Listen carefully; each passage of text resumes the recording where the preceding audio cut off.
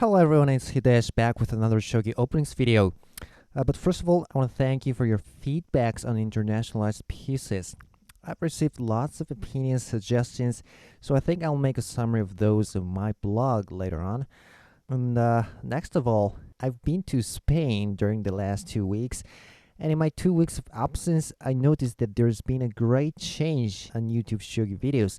There's someone else other than me who has started a new English Shogi video series.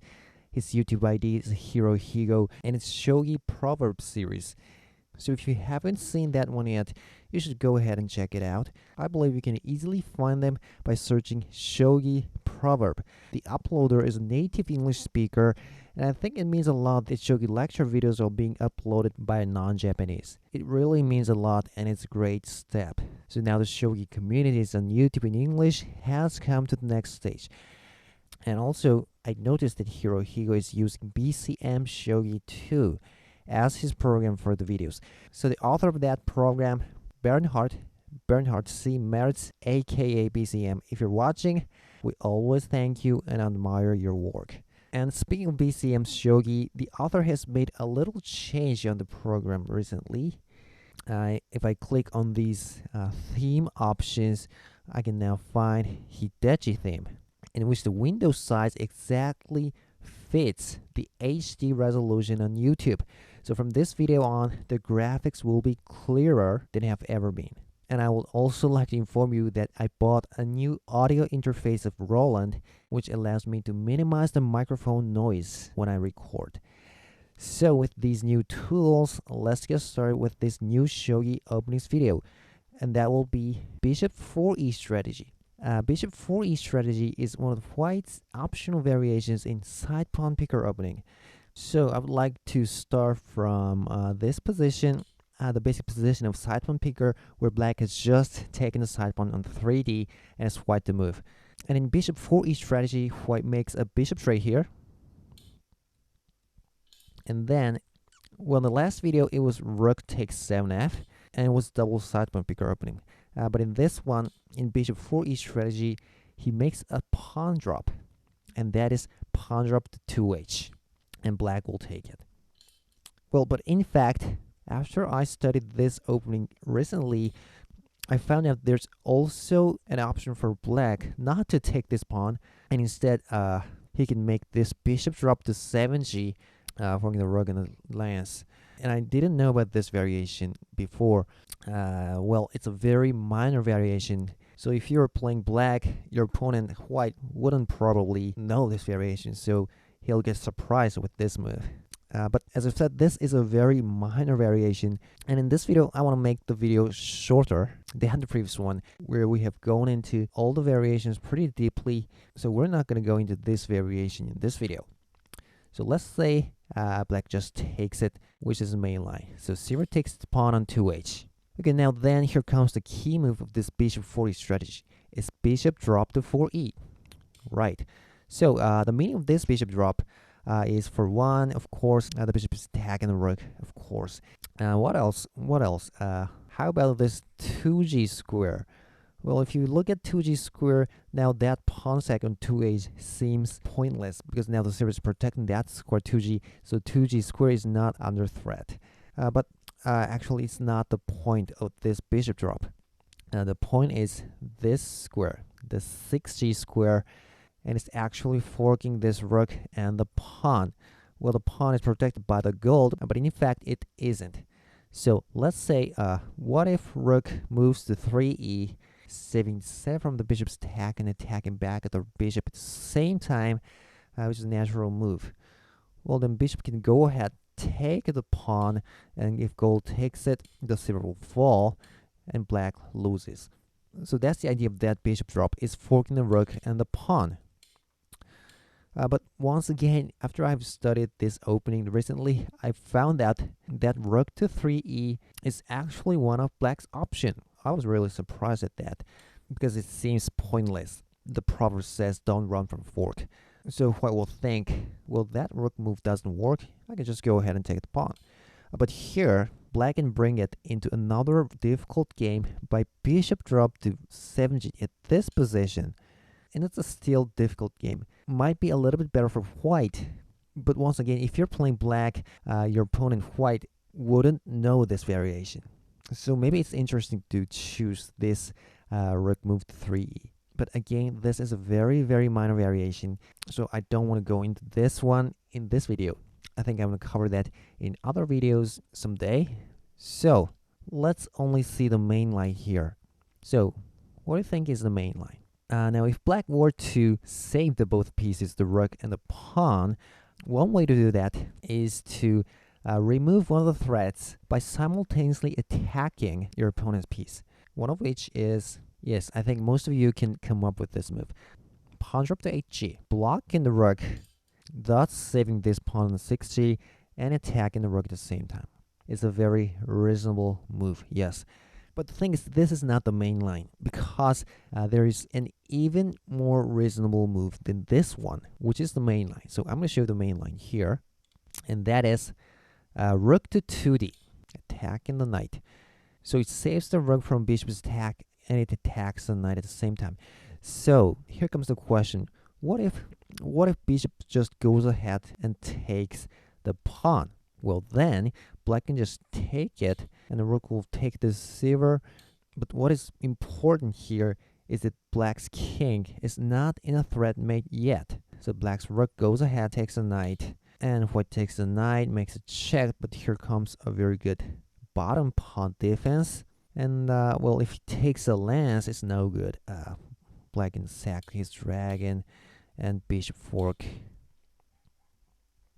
So it's over. So white will keep attacking with this knight drop. A very good attack. But professional players' conclusion is that black is fine. Gold retreats, and here comes the silver drop. But here comes a cool move. It's gold to 5h sideways, and actually black is okay. If the silver simply takes it, gold recaptures, and if another gold drop, gold can run. And let's say he takes a lance now, because the knight is blocking that bishop's diagonal, but this knight drop attack is faster. So always this knight attack remains. Maybe lance drop, but black goes ahead, knight promotes, but well, white's king isn't a mate. Dragon sack. So a simple mate. So maybe before white takes the gold here, maybe he adds another piece to there, the dragon. Well, then black should block it, because it's pretty dangerous now. So knight drop, that's will take the gold recaptures. And well, if knight promotes, black is fine with this bishop drop, indirectly attacking the dragon too. And if he drops another gold, look at this cool gold move to 4h, and it's fine. If the dragon goes here, bishop drop. Also, this silver drop would be good too. Okay, so at this position where black has moved the rook to 2h, white can go ahead and take the pawn of 6g.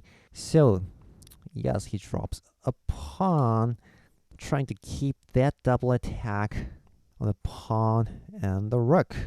So now if you look at this position carefully, now you're seeing the reason of that pawn drop to 2h.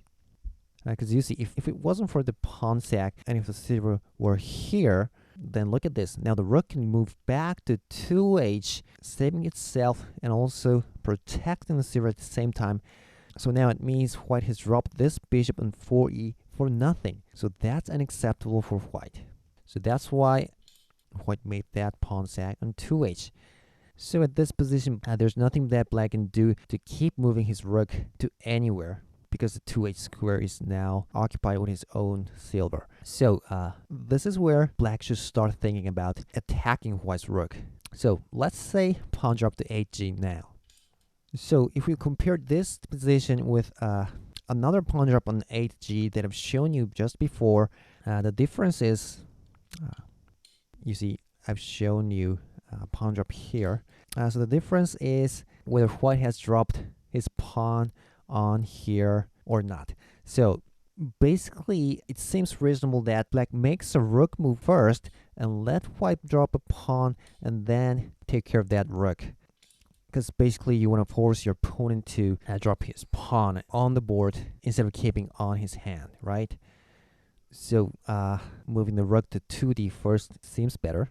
But actually there's also another difference between these two positions, and it's the position of the rook. Now the rook is here, but if you drop the pawn here, the rook is now here. So this little difference makes another huge differences in the lines that follows these positions. So in fact, this pawn drop at this position is also one of minor joseki in bishop 4e strategy, and this variation is also very interesting. But as I only want to go into the main line, I'm going to leave that out for now. So let's say rook to 2d pawn drop, and then black deals with white's rook now. So now what white should do here? Is he going to take the rook now? No, he shouldn't do that, because it will just end up in a rook trade. So it means white has dropped this bishop on 4e for nothing. So that's not good for white. So of course he moves the rook over to 7f attack in the gold now. And obviously black now cannot block it with the silver, because then white will abandon his rook by taking the silver. So obviously white wins material by 1 silver. So that's not good for black. So instead, black should drop a pawn there so as not to lose his silver. So finally, is this where white's going to take this rook? No, not yet. Actually, here comes a very cool joseki move, and I think most of you cannot come up with this move. It's very cool. It's rook to 6f, moving the rook in front of a pawn. Well, the reason is if black takes it, well, it's over. He loses gold and a powerful horse, so black cannot take it. And moreover, now at this position, the bishop is still threatening to promote to this square in the next move. So white is still making that double attack on the rook and the pawn. So from here, there are two options for black. One is king to 6h, protecting that square, thus threatening to take the rook in the next move. So what white should do here is now he's going to make a rook trade. And he has two ways of doing that. One is sacking his rook by taking the pawn. So in this way, he can win material by 1 pawn here. But the bad point is, and now it's black's turn to play, right? So instead of this one, it's better for white to just simply take this rook here. So it will end up as a rook trade, no material loss or gain. But the big difference here is now it's white's turn to play. And in fact, there is this rook drop threat coming up in the next move. So by simply taking that rook on 2d by a pawn, white can deal with this rook drop threat. And a good way to do that is this pawn push to 6d. Well, it's a very good move, because it's now he's taking care of that rook fork by this bishop's defense on this knight. And also this pawn is threatening on the king's head, like that. So it should be a little bit playable for white, I guess.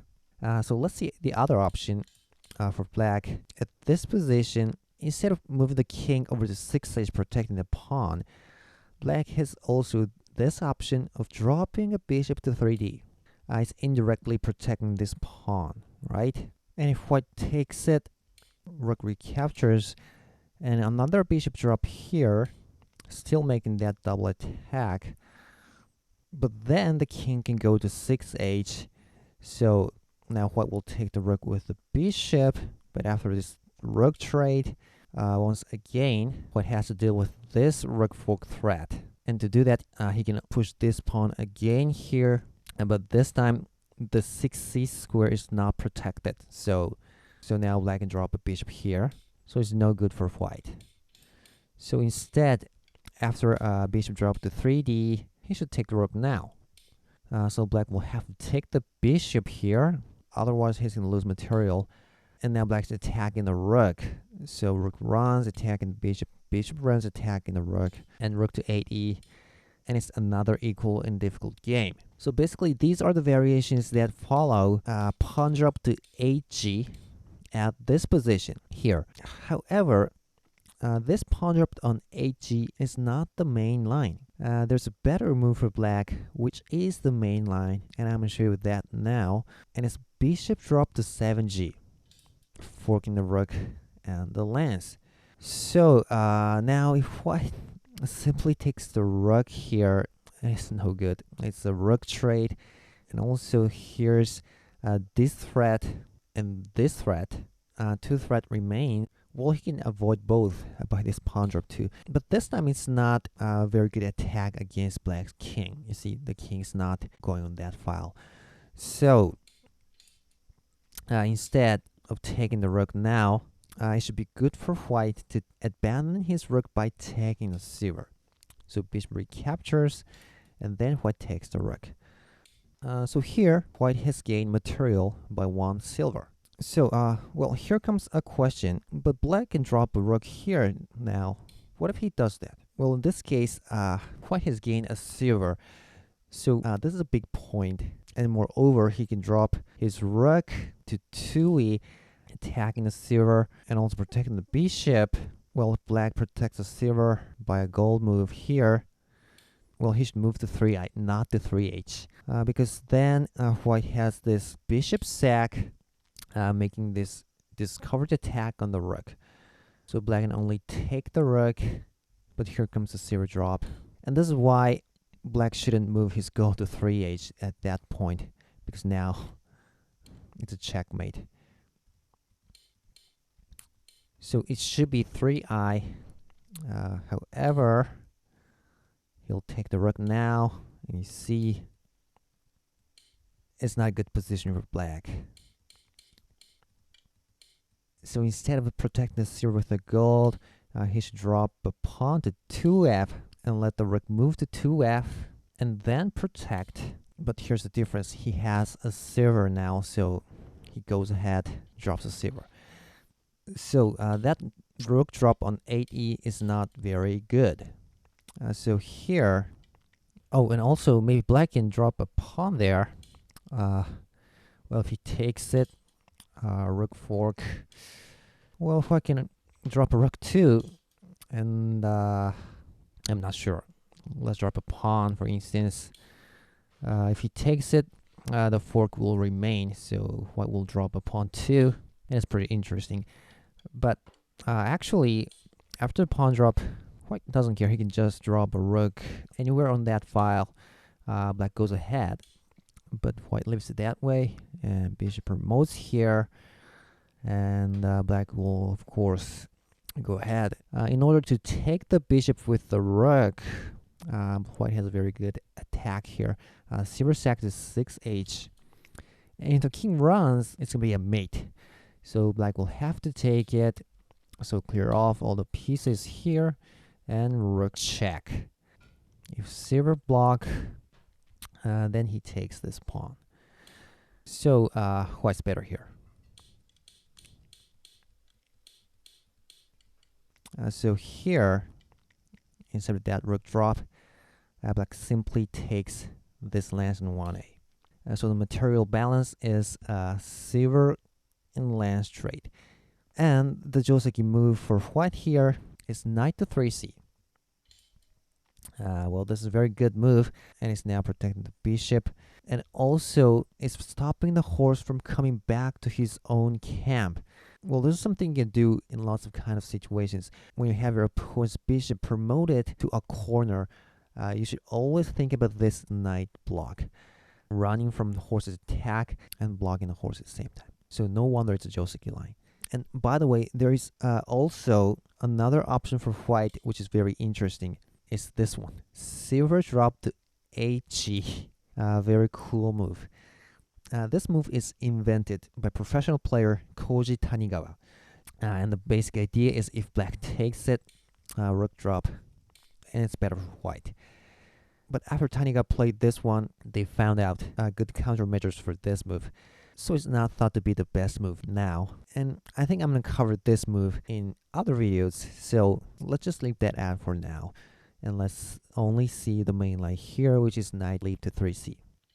Alright, so now this is a critical position for black. Black has many candidate moves here, and most of those are rook drops. Rook drops on the 8th file. There are many squares on this file on which black can drop a rook.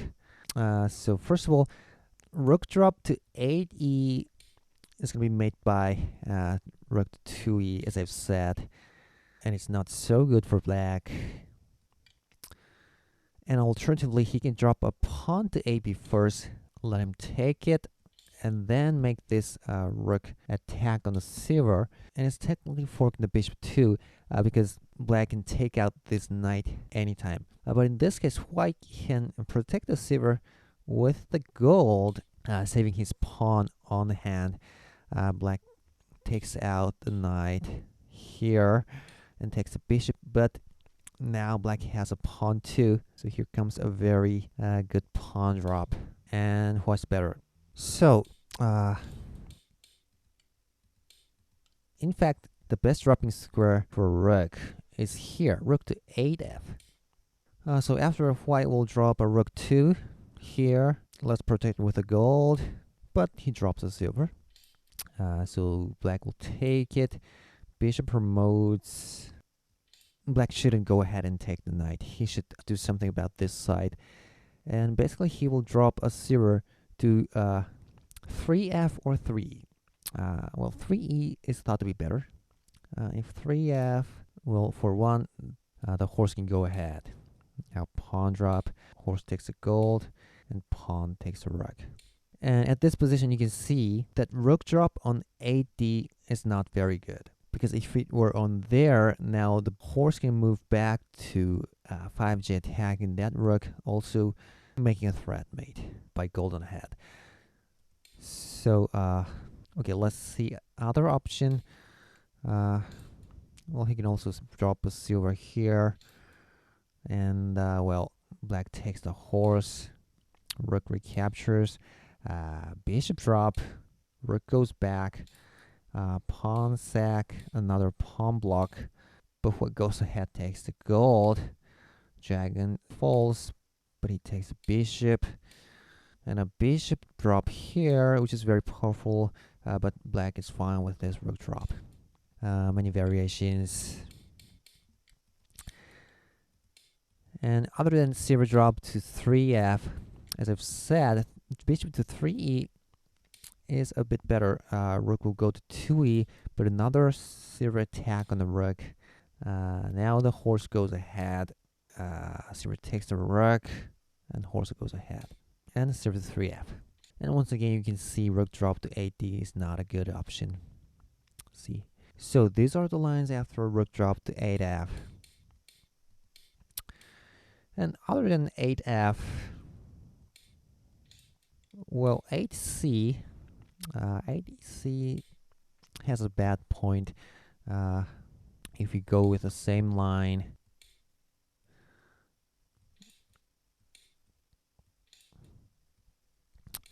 he can take the pawn here, attacking the gold. So, well, he can attack this rook, right? And with the same reason, 8g would be met by this pawn drop attack. So it's not good. And the only one left, 8h. 8h is not good either. We can just sack this bishop. Rook drop. Pawn block. But here comes a very good pawn drop. If black takes it, dragon fork. So, well, those are the rook drops. And rook drop to 8f will be the best in them. So now I'm going to show you the main Josephine line instead of those rook drops. And it's lance drop to 3f, attacking the knight. And the important thing here is that white doesn't have any pawn. So it's hard for white to protect that knight. And at this position, basically there are two Josephine moves. One is bishop to 3f, taking the lance right away. and it will be followed by pawn recaptures, and we'll drop the lands right away to 5d. And the second one is, oh, by the way, if black drops the lands to 3e, it won't be taken by the bishop. But this lance drop is no good. We can simply drop a rook to here, forking the lands in the silver. So that's why black has to drop it to 3f. Alright, now the second variation other than bishop takes 3f is this move. Silver drop to 6f. A really interesting silver sack. And basically black can't take it. This gold will fall. So I'm going to have to show you these two variations from here. But I guess this video is beginning to be too long. So I'm going to stop here for this video and explain these two variations in later videos. So hope you enjoyed the video, and I hope to see you next time. Goodbye.